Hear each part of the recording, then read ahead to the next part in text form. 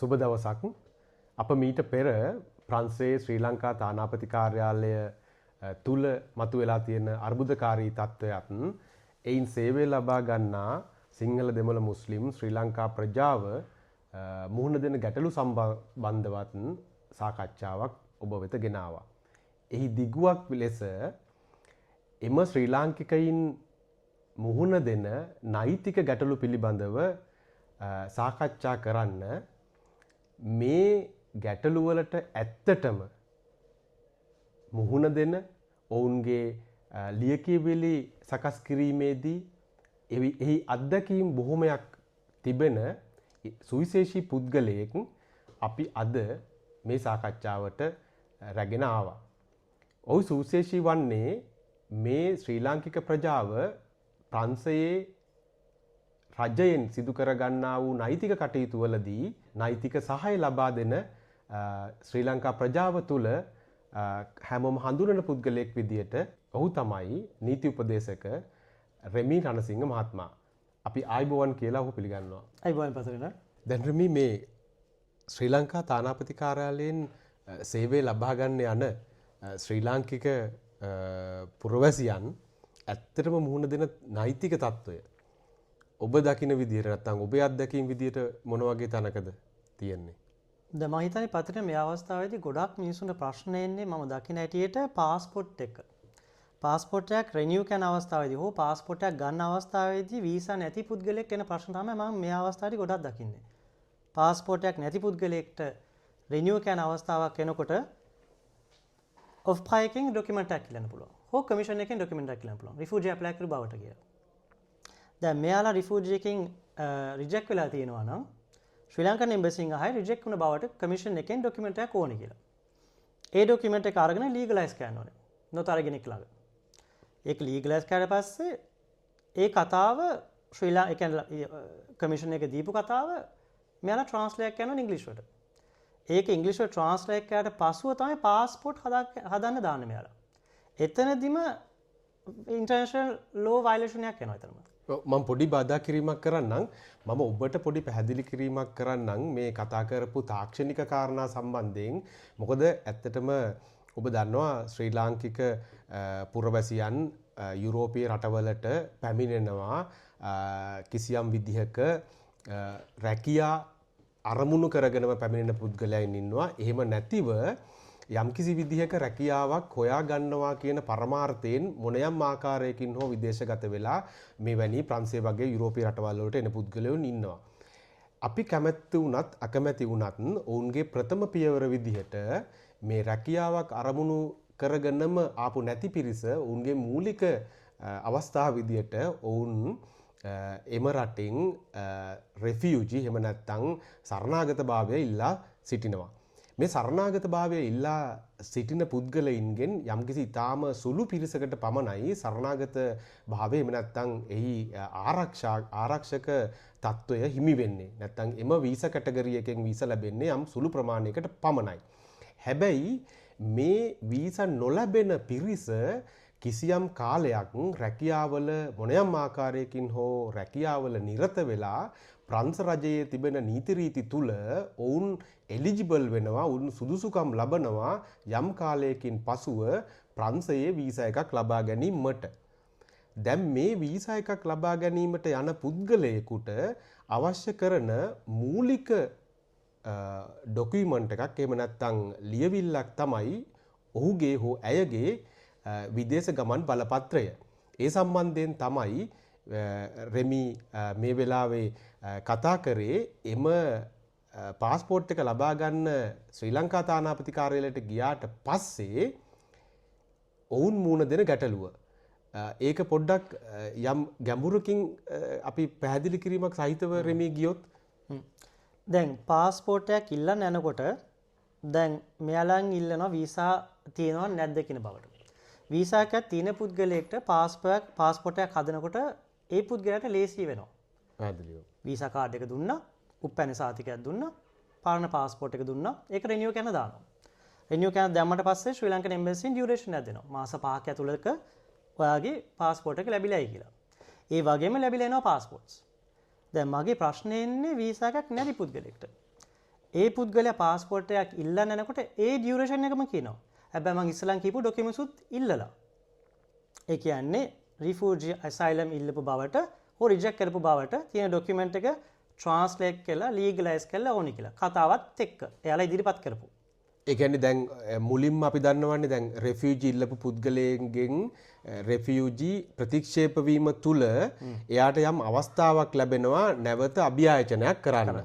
දැන් මේගොල්ලෝ ඉල්ලන්නේ අභියාචනය ඉල්ලපු අභියාචනය කරපු රිජෙක්ට් වුණ බවට නේ ඩොකියුමන්ට් එක. එයත් ප්‍රතික්ෂේප වෙච්ච බවට තිබෙන ලියවිල්ල. ඒ සමග තව ඉල්ලනවා ඒක ලීගලයිස් කරන්න මෙහි නොතාර කෙනෙක්ගේ ඉස්සරහා. ඒ ඩොකියුමන්ට් එක. ඒක ලීගලයිස් වුණාට පස්සේ කතාව ට්‍රාන්ස්ලේට් කරනවා ඉංග්‍රීසියට. ඔවුන් ඒ ඇසයිලම් නැත්තං සරණාගතභාවය ඉල්ලීම සඳහා ඉදිරිපත් කරපු තොරතුරු සහිත ලියවිල්ල නැත්තං කතාව කියලා කියනවා අපි සරලව එහිත් ඉංග්‍රීසි වලට ට්‍රාන්ස්ලේට් කරපු ලියවිල්ලක් ඉල්ලනවා. ඒ ගැන මොකද තියෙන අදහස? ඒකේ අදහස කියන්නේ ශ්‍රී ලංකන් එම්බසියෙන් පමණයි ඔය වගේ සිදුවීමක් කරන්නේ. දැන් මීට කලින් 2023 24 ඔඩිට් එකක් ගිහලා තියෙනවා. මීට කලින් හිටපු කණ්ඩායමත් එක්ක ඒ ඔඩිට් එකෙන් බලලා තියෙනවා වෙන කිසිම ආසියාවක තියෙන එම්බසිස් වලින් එහෙම වෙන්නේ නැහැ කියන එක. උදාහරණයක් හැටියට බංග්ලාදේශ එම්බසිය සති දෙකක් ඇතුළත තුනක් ඇතුළත පාස්පෝර්ට් හදනවා. ඉන්දියන් එම්බසියේ සේෆ් කන්ට්‍රි එකක් හැටියට සති දෙකකින් වීසා පාස්පෝර්ට් එකක් හදනවා. ඒ පුද්ගලයාට වීසා තිබ්බා හෝ නැතා හෝ නේපාලියන් කන්ට්‍රියටත් ඒ වගේමයි. අපේ ශ්‍රී ලාංකිකයට පමණයි වීසා නැති පුද්ගලයන්ට මේ වගේ අකරතැබ්බක් වෙන්නේ. රයිට්, මේක කතාව හොඳ තැනකට එනවා. මොකද රෙමීගේ තියෙන විශේෂත්වය තමයි ශ්‍රී ලාංකික ප්‍රජාවට පමණක් නෙමෙයි නෛතික උපදෙස් ලබා දෙන්නේ මෙතුමාට ආසියාවේ විවිධ රටවල් වලින් එන පුද්ගලයින් මුණ ගැහෙනවා. ඒ නිසා මෙය සංසන්දනාත්මකව ඒ දේවල් සිදු වෙන්නේ කොහොමද කියලා අදහසකුත් රෙමී තුල තිබෙනවා. රෙමී මට මතු කරගන්න අවශ්‍ය කරපු කාරණේ තමයි දැන් ශ්‍රී ලංකා තානාපති කාර්යාලයෙන් ඉල්ලන සරණාගතභාවය ප්‍රතික්ෂේප වීම තුල එයාගේ කතාව අඩංගු ලියවිල්ල තානාපති කාර්යාලයට ලබා දීමේ නෛතික ගැටලුවක් තිබෙනවා කියන එක මතු කරනවා නේද? ඔව්, ඔෆ්කා ඇක්ට් එකම ලියලා තියෙනවා කතාවක් කියන එක ෂෙයා කරන්න බෑ. ඒක වෙන කොහෙටවත්ම දෙන්න බෑ. Tamanට අයිති වෙන ડોකියුමන්ට් එකක්. ඒක රටකට හරි එම්බසි එකට හරි කිසිම තැනක ඉදිරිපත් කරන්න බැරි තත්ත්වයක්. දැන් ශ්‍රී ලංකන් එම්බසියෙන් ඒ ડોකියුමන්ට් එක ට්‍රාන්ස්ලේට් කරලා ඉල්ලනවා කියලා කියන එතන ඉන්ටර්නැෂනල් වයලේෂන් එකක් කළාම තියෙනවා එතන. එම ලියවිල්ල ජාත්‍යන්තර නීතිය අනුව තානාපති කාර්යාලයකට ලබා දීමේ ගැටලුවක් පවතිනවා කියන එක තමයි අපි මෙතනදී මතු කරන්නේ. දැන් අපිට යම්කිසි කාලයක් අපි දැකලා තිබුණා මේ ලියවිල්ල අවශ්‍ය නැති තත්ත්වයක් තිබුණා. ඒක නැවත අවශ්‍ය කරලා තිබෙනවා. ඒක 2023 24 පතින මීට කලින්මුත් ඔය වගේ ප්‍රශ්නයක් ඇවිල්ලා තිබුණා. ඒ ප්‍රශ්න අපි ඒක මතු කරලා තිබ්බා ඒ කාලේ හිටපු ස්ටාෆ් මෙම්බර්ස්ලාට මේ වගේ පාස්පෝර්ට් ඉල්ලනකොට ට්‍රාන්ස්ලේෂන් කියන්නේ විදියක් නැහැ සියලුම ස්ටෝරිකම කියලා. ඊට පස්සේ එතනදී ඒගොල්ලෝ කියලා තිබ්බා ඒ පරණ හිටපු ස්ටාෆ් මෙම්බර්ස්ලා මේ ටික අපි කරන්නේ නැති බව කියන එක. හෝ අපි ට්‍රාන්ස්ලේට් කරනවා නම් මුල් පිටුවයි අවසාන කෑල්ල විතරයි. ඇතුල් පිටුව ට්‍රාන්ස්ලේට් වෙන්නේ නැහැ. අපිට ඒ අවස්ථාවේ දැනගන්න ඕනේ මේ අවස්ථාවේ රිජෙක්ට් වුණා කියලා. ඒ නිසා මිස්ටර් රෙමි අපි මේ ටික ඇතුළත් වෙන කතාව ට්‍රාන්ස්ලේට් වෙන්නේ මුල් කෑල්ලයි අවසාන කෑල්ලයි. එතනින් ඒගොල්ලෝ දැනගන්නවා මේ මනුස්සයා රිෆියුජි ඉල්ලුවා කියලා සහ අවසාන කොටසින් දැනගන්නවා මේ මනුස්සයා රිෆියුජි රිජෙක්ට් වුණා කියලා. ඒ ටික විතරක් ඒගොල්ලෝට ඒ ටික විතරක් ඒගොල්ලෝ යූස් කරා පාස්පෝර්ට් එකක් රිනියු කරන අවස්ථාව වලට. නමුත් මේ අවස්ථාවේදී සේරම කතාවල් මේගොල්ලෝ ට්‍රාන්ස්ලේෂන් වලට ඉල්ලනවා. ඒතර ඔබ ප්‍රකාශ කරන්නේ ඒක ඉල්ලන එක වැරදි. ඒතර ප්‍රශ්නයක් කියන එක තමයි. ඒක ඉල්ලන්න බෑ. පාස්පෝර්ට් එකක් හදනවා කියලා කියන්නේ මිනිස්සෙක්ට එයා ඉදිරිපත් කරනවා නම් එයාගේ මව් රටේ නැෂනලිටි එක තියෙන බව කියලා. එයා උප කෙනාට උපැන්න සාතිකයක් තියෙනවා. ඒ පුද්ගලයාට රිනියු කරන්න ඕනේ. එයාගේ මේ පාස්පෝර්ට් එක. දැන් මෙවැනි පුද්ගලයෙක් එම ලියකියවිලි කෙසේ හෝ ඉදිරිපත් කරලා පාස්පෝර්ට් එක ඉල්ලීම අවශ්‍ය මුදල් ප්‍රමාණය බැඳලා එම කාර්ය සිදු කරනවා. හැබැයි මේ කාර්ය සිදු කිරීමෙන් පසුව ඔහු ඇය බලාපොරොත්තුව කාලය ගත කරමින් ඉන්නවා මේ පාස්පෝර්ට් එක ලැබෙයි කියලා. නමුත් රෙමි දැන් තියෙන ප්‍රශ්නය එකක් තමයි ප්‍රමාද වීම, අනික තමයි අපේ සාකච්ඡාවේදීත් මතුවෙච්ච කාරණයක්. දැන් මේ පුද්ගලයාට පාස්පෝර්ට් එක ප්‍රමාද වීම තුල යම් විමසීමක් මේ ආයතනයෙන් සිදු කරොත් නැවත ගැටලුවක් එනවා. අන්න ඒක පොඩ්ඩක් අපි පැහැදිලි කරොත්. නැවට ගැතුළු වෙන්නේ පතරින දැන් පාස්පෝර්ට් එකක් රිනියු කරන දැම්මට පස්සුව මාස 5ක් ඇතුළත එනවා කියලා කියන්නේ. ඔව්. දැන් වීසා නැති පුද්ගලයෙක්ට මාස 5ක් ඇතුළත ට්‍රැකින් දීලා තිනවා. ට්‍රැක් කරන්න පුළුවන් Taman ඉදිරිපත් කරපු පාස්පෝර්ට් එක කොහෙද තියෙන්නේ කියලා. දැන් පංගුවක් වෙලාවට ඒ ට්‍රැකින් වැඩ කරන්නේ නැහැ. කොහෙද පාස්පෝර්ට් එකේ තියෙන්නේ කියලා තැනවත් දන්නේ නැහැ. මාස 5ක් ගියට පස්සේ මේ පුද්ගලයා කොහොම හරි ගන්න අපොයින්ට්මන්ට් එකක් ආයිත් නැවත එම්බසියත් එක්ක කතා කරන්න. පාස්පෝර්ට් එක කොහෙද තියෙන්නේ කියලා. එම්බසින් කියන දේ තමයි ඔබට වීසා නැත්තම් පාස්පෝර්ට් එක හදන්නේ නැහැ. හෝ අපි පරක්කු කරනවා. ඒකට හේතුව වීසා නැති එක. වීසා නැති එක පත්‍රින මිනිස්සෙක්ට ඒක බලපාන්න පුළුවන්ද නැද්ද කියන එක තමයි මගේ තියෙන ප්‍රශ්නේ. දැන් මම ශ්‍රී ලාංකිකයෙක් නම් මට වීසා තිබ්බා හෝ නැතා හෝ මම ලංකාවට අයිතියි. ඒ නිසා මගේ අයිතිවාසිකම් ඒ වගේම තියෙන්න ඕනේ. දැන් මම ෆ්‍රෙන්ච් නැෂනැලිටි එකක ඉන්න මම කොයි රටකට ගියත් ෆ්‍රෙන්ච් නැෂනැලිටි ෆ්‍රෙන්ච් එම්බසි මගේ පාස්පෝර්ට් එක හදලා දෙනවා. මොන ප්‍රශ්නයක් තිබ්බත්. නමුත් ශ්‍රී ලාංකිකයන්ට ඒ වැඩ කටයුතු ලැබෙන්නේ නැහැ මේ අවස්ථාවේ. වීසා නැත්තම්. ඔව් දැන් ශ්‍රී ලාංකිකයෙකුට ශ්‍රී ලංකා එම්බසියෙන් තමන්ගේ විදේශ ගමන් බලපත්‍රය ලබා ගැනීමට ප්‍රංශයේ වීසා තිබීම හෝ නොතිබීම බලපාන්නේ නැහැ කියලා තමයි ඔබ කියන්නේ. අනිත් රටවල් වල කිසිම විදියක මෙවැනි ප්‍රශ්නයක් නැහැ. රටවල් වලට කිසි මිනිසෙක්ට බලපාමක් එන්නේ නැහැ. ඒ මිනිස්සෙන්ගේ මට වීසා එකක් ඉදිරියට ප්‍රොසෙස් කරන්නත් පුළුවන් හේතුව පාස්පෝර්ට් එක ඉක්මනට ලැබෙනවා නිසා. දැන් ආසියා කන්ට්‍රීස් උත් ඒ වගේ ඇෆ්‍රිකන් රටවලුත් ඒ වගේ ඇල්ජීරියන් ගත්තත් මොරොකන් රටවල් ගත්තත් ඉක්මනට පාස්පෝර්ට් ලැබෙනවා වීසා තිබ්බා හෝ නැතා හෝ. දැන් එවැනි පුද්ගලයෙක් දැන් ට්‍රැකින් වලට ගියාට පස්සේ දැන් ට්‍රැකින් වලදී එයාට ට්‍රැක් කරගන්න විදිහක් නැහැ පාස්පෝර්ට් එක මොකද කියලා මේගොල්ලන්ගේ පිළිතුර වෙන්නේ ඔයාට වීසා නැති නිසා ඒ ගැන තොරතුරක් ලබා දෙන්න බෑ කියලා. නමුත් එවැනි පුද්ගලයෙක් වීසා එක ලබා ගත්තා නම් මොන වගේ විදිහටද එයා අරගෙන තියෙන්නේ? පාස්පෝර්ට් එක ලබා ගත්තා නම් වීසා නැති පුද්ගලයාට පාස්පෝර්ට් එකක් ඉක්මනටම ගන්න ඕන නම් ඒ පුද්ගලයා සල්ලි ගෙවන්න ඕන. ඔන්න ඕකයි ඇත්ත කතාව. දැන් මිනිස්සෙක් ලංකාවෙන් එම්බසියෙන් කියන ඔයාට ඉක්මන් කරන්න ඕන නම් ඔයාගේ පාස්පෝර්ට් ගැනීම ඔයා කොළඹත් එක්ක කතා කරගෙන ඉක්මන් කරගන්න පුළුවන් නම් කරගන්න. ඔතන කතාවේ ඉන්ඩිරෙක්ට් කියන්නේ පුළුවන් නම් සල්ලි ගෙවලා හරි ඔක ඉක්මනට පාස්පෝර්ට් එක ලබා ගන්න කියන එක. තමන්ට අයිතිවාසිකම තියෙන දෙයක් සල්ලි ගෙවලා ලබා ගන්න කියලා. අනවශ්‍ය විදියට. අපි හොඳ තැනකට ආවා. ඒ කියන්නේ අර අපි මීට පෙර වීඩියෝවෙන් සාකච්ඡා කරපු අත යටින් මුදල් යන ජාවාරම. එම ජාවාරමට පසුබිම පරිසරය සැකසෙන්නේ මෙන්න මේ ආකාරයට තමයි. දැන් රෙමි අපි ඊළඟ කාරණයට ගියොත් පාස්පෝර්ට් එක ප්‍රමාද වීම ඇත්තෙන්ම මේ ලියකියවිලි වල තිබෙන දුර්වලතාවය මත තාක්ෂණික ප්‍රශ්නයක්ද තිබෙන්නේ? එසේ නැතිනම් මේ වීසා නැතිව ප්‍රංශයේ රැඳී සිටින ශ්‍රී ලාංකිකයන්ට මෙම විදේශ ගමන් බලපත්‍රය ලබා දීමට හැකියාව තිබියදීත් එය නොසලකා හැරීම වගේ කාරණයක්ද මෙතන තිබෙන්නේ? මම අහන්නේ සංසන්දනාත්මකව අනිත් රටවල් වල ඔබට තියෙන අත්දැකීම් එක්ක. දැන් ඇත්තම කිව්වොත් පත්‍රින දැන් මෙතන ප්‍රශ්නේ තියෙන්නේ දැන් ඒ පුද්ගලයන් සල්ලි ගෙව්වට පස්සේ කොළඹෙන් පාස්පෝර්ට් එක රිලීස් කරනවා. දැන් මම උදාහරණයක් වශයෙන් මම පාස්පෝර්ට් එක දීලා මාස 8ක් බලන් ඉන්නවා. පාස්පෝර්ට් එක නැහැ. යම්කිසි පුද්ගලයන් මට කියනවා හරි මම මෙච්චර ගාණක් ගෙව්වොත් ඔයාට පාස්පෝර්ට් එක ඉක්මනට ලබා ගන්න පුළුවන්. දැන් මම ඒ සල්ලි ගෙවනවා. ගෙව්වට පසුව මොකද්ද වෙන්නේ? ලංකාවෙන් එක පාර්ට්ම කියන මෙන්න මහත්තයා වගේ පාස්පෝර්ට් එක අපි දැන් මේ ෆ්‍රෙන්ච් එම්බසියට හරියා. දැන් මෙච්චර මාස 8ක් තිස්සේ මේ මොනසර පාස්පෝර්ට් එකක් ලැබෙනවා කියලා හිතන්නවත් බෑ. නමුත් සල්ලි මුදල් ලැබුණාට පස්සෙ ඔන්න එක පාට පාස්පෝර්ට් එක හදන්න පටන් ගත්තා. හෝ හදලත් ඉවරයි.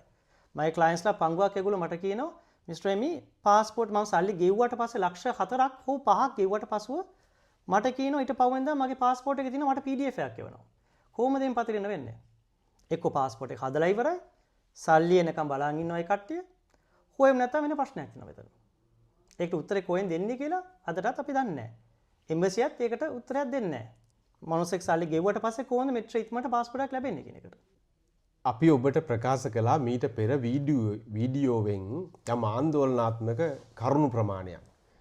මේ විදේශ ගමන් බලපත්‍රය ප්‍රමාද කිරීම, ඒ වගේම මේ ප්‍රමාදය තුල පරිසරය සකසා ගන්නා ජාවාරම් කරුවන් මොන ආකාරයටද මේ ජාවාරම සිදු කරගෙන යන්නේ කියලා. අද මේ සාකච්ඡාව තුළ රෙමිත් එක්ක කතා කරපු කරුණු කාරණා සමග ඔබට වැටහෙනවා ඇති මෙය අපි අපේ හිතලුවක් ලෙස ඔබට ඉදිරිපත් කරපු කාරණාවක් නොවන බව. අපි මුලින් ඔබට පැහැදිලි කරා වගේම ශ්‍රී ලාංකිකයන් බොහෝමයක් දෙනාගේ ලියකියවිලි ප්‍රංශ රජයෙන් වීසා ලබා ගැනීම පිණිස ඉදිරිපත් කරන ෆයිල් එම ලිපි ගොනු විශාල ප්‍රමාණයක් අපිට මේ පේනමානයේ තිබෙනවා මේවා සකස් කරන පුද්ගලයෙක්. එතකොට මේ කරුණු කාරණා වලට ඔවුන් මුහුණ දෙන ඉතා ඍජු ගැටලු මොහු අත්දකිනවා. ඒ තුල මොහුගේ සේවාදායකයින් ලැබෙන ඒ ප්‍රමාදය තුල ඔවුන් මුහුණ දෙන මානසික ගැටලු, ඔවුන් මුහුණ දෙන ආර්ථිකමය ගැටලු මේ සියල්ලක්ම අත්විඳිනවා. මම කැමති රෙමි ඔබගෙන් දැනගන්න ඔවුන්ගේ ඒ හඬා වැටෙන ඔවුන්ගේ තිබෙන කනගාටුව මොන ආකාරයකටද ඔබ දැකලා තිබෙන්නේ? දැන් මේ අවස්ථාවේදී පතරේන ගොඩාක් කට්ටිය අසරණ වෙලා ඉන්නේ. වීසා එකක් ලබා ගන්න ගියාම අපේ මුලින්ම ඉල්ලන්නේ ඩොකියුමන්ට් එක තමයි પાස්පෝර්ට් එක. උන් අපිට කියන પાස්පෝර්ට් එක අපේ 2024 25 ඉවර වෙලා. අදටත් ඩොකියුමන්ට් එක නැහැ. මම ඇප්ලයි කරන්න ගියාම අඩුම ගානේ අපොයින්ට්මන්ට් එකක් ලබා ගන්න. වීසා එකකට ඇප්ලයි කරන්න අපොයින්ට්මන්ට් එකක් දෙන්නේ නැහැ. પાස්පෝර්ට් එකක් නැතුව. ඔන්ලයින් සිස්ටම් එක ඇතුලේ මම කියන්නේ මේ රජේ වීසා එකක් ලබා ගන්න ගියාම ඔන්ලයින් සිස්ටම් එකේ තියෙන්නේ මුලින්ම ඩොකියුමන්ට් තමයි પાස්පෝර්ට් එක. දැන් ඒක මම දැම්මේ නැත්නම් ඒ පුද්ගලයාට මම වීසා එකක් ලබා ගන්නවා තියා මුකුත් හිතා ගන්නවත් බෑ. ප්‍රංශ රජයෙන් වීසා එක ලබා ගැනීමේදී. ඔව්. ඒක මූලිකම කාරණා. මූලිකම ඩොකියුමන්ට් එක. මූලික ඩොකියුමන්ට් එක අපොයින්ට්මන්ට් එකක් ලබා ගන්න ප්‍රංශ රජයේ ඩොකියුමන්ට් එකක් ලබා ගන්න කවදාද ඉස්සරහට પાස්පෝර්ට් එක. තමන්ගේ මව් රටේ પાස්පෝර්ට් එක. ඒක ලබා ගන්න බැරි නම් අපේ මිනිස්සෙක් අසරණ වෙනවා. ගොඩාක් මේ මිනිස්සු දුක් විඳිනවා. ගොඩාක් මිනිස්සු සල්ලි එකතු කරලා තමයි ওই પાස්පෝර්ට් යටින් යන කතාව යන්නේ උතන. යටින් සල්ලි දීලා ඕම යන්නේ. දැන් ගොඩාක් කට්ටිය මට කියනවා මම ලංකාවට ලක්ෂ 4-5ක් ගෙවන්නෙත් මෙහි සල්ලි එකතු කරලා කියලා. බොහොම අමාරුවෙන් එකතු කරලා කියන්නේ. මෙහි ගෙවල් කුලි ගෙවන්න ඕනේ. සල්ලි ලංකාවට යවන්න ඕනේ, දෙමව්පියන්ට යවන්න ඕනේ, බිරිඳට යවන්න ඕනේ, ළමයිට යවන්න ඕනේ. ඉතින් ඒ අතරමැද අනවශ්‍ය වියදමක් මෙතනට එනවා. මේ වියදමත් කොහොමද ඒගොල්ලෝ දරාගෙන ඩොකියුමන්ට් සල්ලි ගෙවනවා. ගෙවුවටත් පසුව ශ්‍රී ලංකන් එම්බසියට පංගුවක් වෙලාවට ඒ પાස්පෝර්ට් එක එක්ක ඇවිල්ලා එක්ක SMS එක ලබලා නැහැ. දැන් ගොඩාක් අවස්ථාවලදී ඒ පුද්ගලයන් සල්ලි ගෙවුවට පසුව ඉක්මනට එවනවා. ෂිප්මන්ට්ස් වලින් එවනවා. එව්වට පස්සේ ශ්‍රී ලංකන් එම්බසියට තාම මෙසේජ් එක ඇවිල්ලා නැහැ. ඒ කියන්නේ ඒ පුද්ගලයා තාම SMS එක ලැබිලා නැහැ. නමුත් ලංකාවෙන් කියනවා මහත්තයා අපේ වාගේ වැඩේ කරා කියලා. කරා ඊට පස්සේ ඔවුන් යනවා ශ්‍රී ලංකන් එම්බසියට. මෙන්න අපිට ආවා රිසිට් එක ඔයා කරා කියලා. අප මෙහෙන් එව්වා කියලා කොළඹෙන්. ශ්‍රී ලංකන් එම්බසියට පංගුවක් වෙලා වෙදි කියනවා සිස්ටම් එකේ තාම නැහැ. නමුත් ටිකක් කෑකෝ ගෑවුවට පසුව પાස්පෝර්ට් එක ඇතුලේ තියෙනවා. ඒ කියන්නේ ඉන්නේ ඒ කාරණාව පැහැදිලි කරගත්තොත් ඒ ප්‍රමාදය හෝ ඒ දුර්වලතාවය ප්‍රංශයේ ශ්‍රී ලංකා තානාපති කාර්යාලයෙන් වෙන දෙයක්ද? එහෙම නැත්නම් ඒ කියන්නේ කොළඹයි එම්බසිය අතර එතරම් කනෙක්ෂන් එකක් නැහැ පංගුවක් වෙලාවට. ඒ කියන්නේ අර සල්ලි දීලා හෝ પાස්පෝර්ට් එක ලැබුණ මිනිස්සයාට પાස්පෝර්ට් එක එව්වට පසුව පංගුවක් වෙලාවට මේ සිස්ටම් එක නෑ තාම ඇවිල්ලා තියෙනවා කියලා. ඒ ප්‍රශ්නේ මතුවලා තියෙනවා.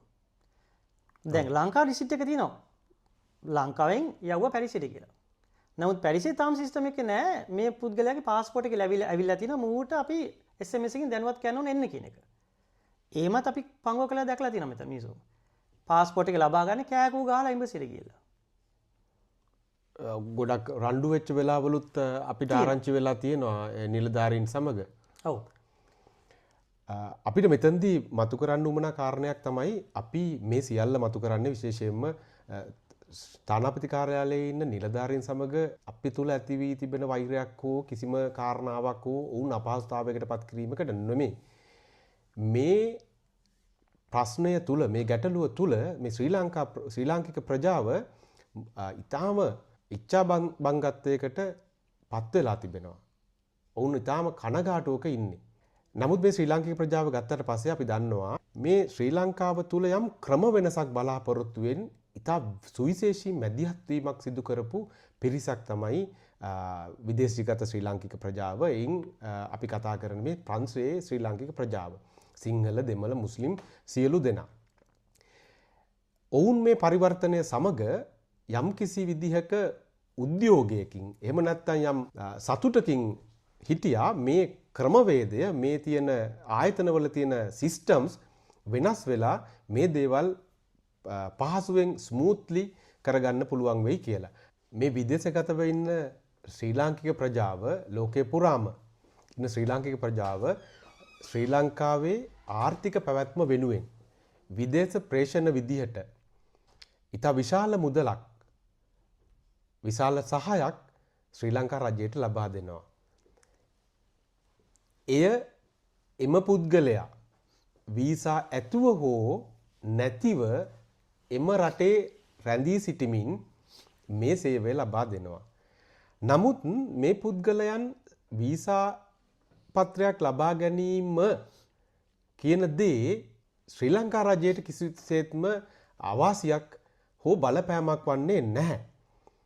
ආර්ථිකමය පැත්තෙන් ගත්තොත් මොවුන්ට වීසා එකක් ලබා ගැනීමට යම්කිසි විදියක හෝ සහායක් ලබා දෙන්න පුළුවන් නම් තිබෙන නීති රාමුව ඇතුලේ අපි කළ යුත්තේ එයයි. 2025 වර්ෂයේ මෙතෙක් ඉතිහාසයේ වැඩිම වාර්තාගත විදේශ ප්‍රේෂණ මේ ශ්‍රී ලාංකිකයන් විසින් උපයා දී තිබෙනවා. ඒ ඩොලර් බිලියන 8.2ක්. එවැනි විශාල සහායක් ශ්‍රී ලංකාවට ශ්‍රී ලංකාවේ පැවැත්මට ලබා දෙන මේ ශ්‍රී ලාංකිකයන් ඔවුන් තුල මතුවලා තියෙන කනගාටුදායක తত্ত্বය අපි ඔබට මතු කරන්න උත්සාහයක් තමයි මේ තුල කරේ.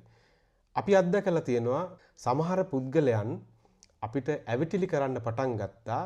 ඒ මොකද 2022 වර්ෂයේ මේ ඇතිවෙච්ච ක්‍රම පරිවර්තනය වෙනුවෙන් වූ අරගලයේදී යම් යම් සමාජ කොට්ටාසවලට අපිත් සුළු හෝ නායකත්වයක් ලබා දුන්නු නිසා ඔවුන් අප සමග මේවා සාකච්ඡා කරන්න පටන් ගත්තා.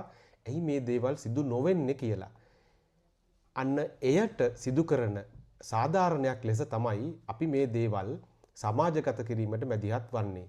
ඔවුන්ගේ එක තැනක එක පුද්ගලයෙක් කියනවා මල්ලි මම අවුරුදු 7කින් මගේ දරුවෝ දෙන්නයි නෝනයි බලන්න ගිහිල්ලා නැහැ. සමහර පුද්ගලයෝ අවුරුදු 10කින්. හැබැයි ඔවුන් පවුලේ පැවැත්ම වෙනුවෙන් යූරෝ 1000කට වඩා මුදලක් උපයන සෑම සතයක්ම සෑම යූරෝ එකක්ම ශ්‍රී ලංකාවට යවනවා ඔවුන්ගේ පවුල්වල නඩත්තුව වෙනුවෙන්. අපි සහකම්පනයෙන් ඔවුන් දිස බැලුවොත් එකක් ඔවුන්ගේ පුද්ගලිකත්වය මේ තුල මිය ගිහිල්ලා තිබෙනවා. ඔවුන්ගේ පවුල් ලොකු අර්බුදයකට පත් වෙලා තිබෙනවා. එසා මම හිතනවා අපිට මේ දේවල් රාජ්‍ය නිලධාරීන්ගෙනුත් එවැගේම පවතින රජයනුත් ඉල්ලීමේ යම්කිසි යුක්ති සහගත අයිතියක් තිබෙනවා කියලා. එවැගේම අපිට කියන්න කැමති අපි මොන විදියකවත් මේ නිලධාරීන්වත් පවතින රජයේවත් අපහසුතාවයකට පත් කිරීමේ වෑයමක් නෙමෙයි මේ තුල උත්සාහ කරන්නේ. නමුත් අපි අද සාකච්ඡා කරා වගේම මේ අත යට සිදුවන ගනුදෙනු පිනිස ඒවායෙන් ලැබෙන ප්‍රතිලාභවලට ලොල් වෙච්ච යම් පිරිසක් මේක ජාවාරමක් ලෙසත් සිදු කරගෙන යනවා. ඒ නිසා මේ නෛතික ගැටලු මූලික කරගෙන ඔවුන් පරිසරයක් හදා ගන්නවා මේ ඔවුන්ගේ ජාවාරමට. මම හිතන්නේ රෙමි දැන් මේ මතු කරන නැත්තම් මේ රාජ්‍ය නිලධාරීන් මේ මතු කරන තත්ත්වයන් කළ නොහැකි නැත්තම් විශාල පරිශ්‍රමයක් යොදලා කරන්න අවශ්‍ය දෙයක්ද අනිත් රටවල් වලට ඔබට තියෙන අත්දැකීම් සමග ගත්තට පස්සේ ඔබගේ තියෙන යෝජනාව ඔබගේ තිබෙන පැහැදිලි කිරීම මොකක්ද මේ විදේශ ගමන් බලපත්‍රයට මොවුන් දක්වන ප්‍රතිචාරය සම්බන්ධයෙන්? ඔව් දැන් මම මෙතනදී කියන්නේ මේ පත්‍රින මේ දැන් අනිත් රටවල්ත් එක බැලුවම කම්පෙයාර් කරලා බැලුවොත් මේක කරන්න බැරි තත්ත්වයක් නෙමෙයි. ශ්‍රී ලංකාවටත් කරන්න පුළුවන්. දැන් අනිකු රටවල් වලින් උත් ඕක ඉෂුව කරනවා නම් પાස්පෝර්ට් එකක් ඕන් ලීගල්ද නැද්ද කියන එක බලලා අපේ රටටත් ඒක කරන්න පුළුවන්. ඒ නිසා මම හිතන්නේ මෙතන දොරුතාවේ අපිට ඒක හදන්න පුළුවන් තත්ත්වයක් තියෙන්නේ. ඒක අපි හැදුවොත් හැමෝට මේක ඉස්සරහට බෙනිෆිට්ස් එකක් ගන්න පුළුවන්. දැන් වීසා නැති පුද්ගලයෙක්ට සුසුකමක් ලැබුණාට පස්සේ ඒකට බාධා නොකර ඔහුට ඇප්ලයි කරන එකටත් ඔහුට ලේසි පාසුකම් ලැබෙනවා. දැන් ඒ වගේම තමයි දැන් මම ඉස්සරන් කිව්වා වගේ දැන් ඔයා කම්පෙයාර් කරන්න කියලා කිව්ව නිසා මම කියන්නේ දැන් ගොඩාක් මෙතන එනවා නේපාලීන් කට්ටිය. ඉන්දියන් කට්ටියයි බංග්ලාදේශ් කට්ටියයි. ආසියාවෙන් බැලුවොත් රටවලින්. දැන් ඔවුන්ට ඔවුන්ගේ ડોකියුමන්ට්ස් ටික ඔක්කොම හරිනේ. පාස්පෝර්ට් එකත් හරි. ඔවුන්ට කවදායි මං කිව්වොත් මට මේ පාස්පෝර්ට් එක රිනියු කරන්න ලඟ වෙලා තියෙන රිනියු කරන්න පුළුවන්ද කියන ආන ප්‍රශ්නට ඔවුන්ට බයක් නැහැ මට කියන්න මගේ පාස්පෝර්ට් එකස බයක් වෙන්න එපා මට ලබා ගන්න පුළුවන් කියන එක. දැන් මට ඌට උදව් කරන එකටත් ලේසි වෙනවා. මමත් දන්නවා මම මේක ඇප්ලයි කරලා පස්සුව මං කවදාද ඌට වීසා එකක් ලබා ගන්න ගියාම ප්‍රෙෆෙක්චර් එකට ගිය අවස්ථාවේදී ෆයිල් එක උත් එක්ක එන මොහොතේට මේ මොහොතේ පාස්පෝර්ට් එක ලැබිලා තියෙනවා කියන එක. දැන් ওই ප්‍රශ්නේ මම ශ්‍රී ලාංකිකයෙක්ගෙන් ඇහුවොත් ඔවුන්ට හිතේ බයක් තියෙනවා මට මේක ලැබෙයිද නැද්ද වෙලාවට කියලා. දැන් ඒ බය නැති කරන්න පුළුවන් ශ්‍රී ලංකන් එම්බසිටයි සහ ශ්‍රී ලංකන් රජයටයි. දැන් ඒ හිතේ තියෙන බය නැති කරොත් ඇත්තට මේ ඉන්න මිනිසුන්ට ශ්‍රී ලංකන් එම්බසිය ගැන තියෙන අදහස වෙනස් වෙනවා. ඒ වෙනස් කරන තමයි අපිත් උදව් කරන්නේ. අපි ශ්‍රී ලංකන් එම්බසියත් එක්ක තියෙන කිසි තරහක් නැහැ. මම ගොඩක් කල් තිස්සේ ඉන්න ශ්‍රී ලංකන් එම්බසියට උදව් කරනවා. අපි මේල් කරනවා.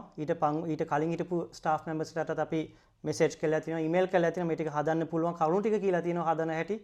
ඔහුන් අහුම්කම් දුන්නා. ඒ වෙලාවෙදිත් අහුම්කම් දීලා තමයි කොහොම හරි තත්යකට ආවේ. දැන් මේන් ස්ටාෆ් මෙම්බර්ස්ලාටත් අපිට පුළුවන් කියන්න. මේ අඩුපාඩුකම් වෙනස් කරන්න පුළුවන් කියන එක. බැරි කමක් නැහැ. ඒකට උමනාවක් තියෙන්න ඕනේ. ඒ උමනාව ආව වෙලාවට අපිට පුළුවන් හැම ශ්‍රී ලාංකිකයෙකුට උදව් කරන්න. ඒක උසස්ද පහතද සිංහලද දමිළද මුස්ලිම්ද කියලා අදාළ නැහැ. හැම පුද්ගලෙක්ම ශ්‍රී ලාංකිකයෙක්. ඒ ශ්‍රී ලාංකිකයෙක් හැටියට පාස්පෝර්ට් එකක් ලැබෙන්න ඕනේ. ඒකයි මම කියන්නේ. අපේ යෝජනාව අන්න ඒක. අපි මේ සාකච්ඡාවේ අවසානයකට එනවා. අපේ යෝජනාව තිබෙන්නේ මේ සාකච්ඡා මේ සමාජගත වීම තුළ බලධාරීන්ගේ ඇස්සරවීම සහ ඒවට මැදිහත් වෙලා මේ කරුණු කාරණා විසඳීම. මේදි මතු කරන්න ඕනි තව එක් කාරණයක් තිබෙනවා. මේවා සම්බන්ධයෙන් මැදිහත් වෙන්න අවශ්‍ය කරන පුද්ගලයන් ඒවා මග හරිමින් මම සමහර වෙලාවට දකිනවා මේ VIP ගරු සැලකිලිවලට රැවටිලා මේ ශ්‍රී ලාංකික ප්‍රජාවගේ අවශ්‍යතාවයන් මග හරිමින් වැඩ කටයුතු කරන ස්වභාවයක්. අපගේ පළවෙනි වීඩියෝවෙන් පසුවත් එවැනි ප්‍රතිචාර අපට දකින්න ලැබිලා තිබෙනවා. අප තුළ තිබෙන්නේ ඊටම කනගාටුවක් ඔවුන්ගේ එම මැදිහත් වීම පිළිබඳව. නිල් පාටින් කොළ පාටින් ඇතැම් විට රතු පාටිනුත් අපිට ඒවා දැක ගන්න පුළුවන්කම තිබෙනවා. හැබැයි සහකම්පනයක් තිබෙන ඕනෑම පුද්ගලයෙක් මේ වීසා නැතුව මේ ශ්‍රී ලාංකිකයන් විඳින දුක එහෙම නැත්නම් කනස්සල්ල දකිනවා නම් ඔවුන් ඕනෑම විටක මැදිහත් වෙනවා පවතින නීති රාමුව තුල මේවා විසඳන්න. ඒ නිසා වඩාත් වැඩියෙන් පුද්ගලයින් මේ සම්බන්ධයෙන් මැදිහත් වෙයි. ඒ වගේම එතනින් ඔබට බලධාරීන්ගේ අවධානය මේ සම්බන්ධයෙන් යොමු වෙලා මේ ගැටලු ප්‍රශ්න සියල්ලම විසඳිලා තානාපති කාර්යාලය නිලධාරීන් පවා යම්කිසි විදියක ධනාත්මක මැදිහත් වීමක් කරලා මේවා විසඳ ගනී කියන සාධාරණ බලාපොරොත්තුව අප තුල තිබෙනවා. ඒ නිසා තමයි අපි මේ සාකච්ඡාව මේ විදිහට ඔබට ගෙන එන්නේ. ඉතින් අපේ සාකච්ඡාව නැරඹීම පිළිබඳව ඔබට ස්තුතිවන්ත වෙනවා. ඒ වගේම රෙමි අපි සමග මේ සාකච්ඡාවත් එක්ක එකතු වීම සම්බන්ධයෙන් අපේ විශේෂ ස්තුතිය ඔබට ඔබගේ කාලය කැපකිරීම පිළිබඳව. ඉතින් මින් ඉදිරියටත් සමාජ දේශපාලනික සහ අධ්‍යාපනික සංවාද විසංවාද මෙම අවකාශය තුල SL Connect අවකාශය තුල ගොඩනැගීමට අප බලාපොරොත්තු වෙනවා. අපි ඔබට ආරාධනා කරනවා අප සමග රැඳී සිටින්න, අපව සබ්ස්ක්‍රයිබ් කරන්න සහ ඔබගේ කැමති අකමැති ඕනෑම අදහසක් කමෙන්ට් කරන්න කියලා. එහෙනම් අපි නවතිනවා. බොහොම ස්තුතියි.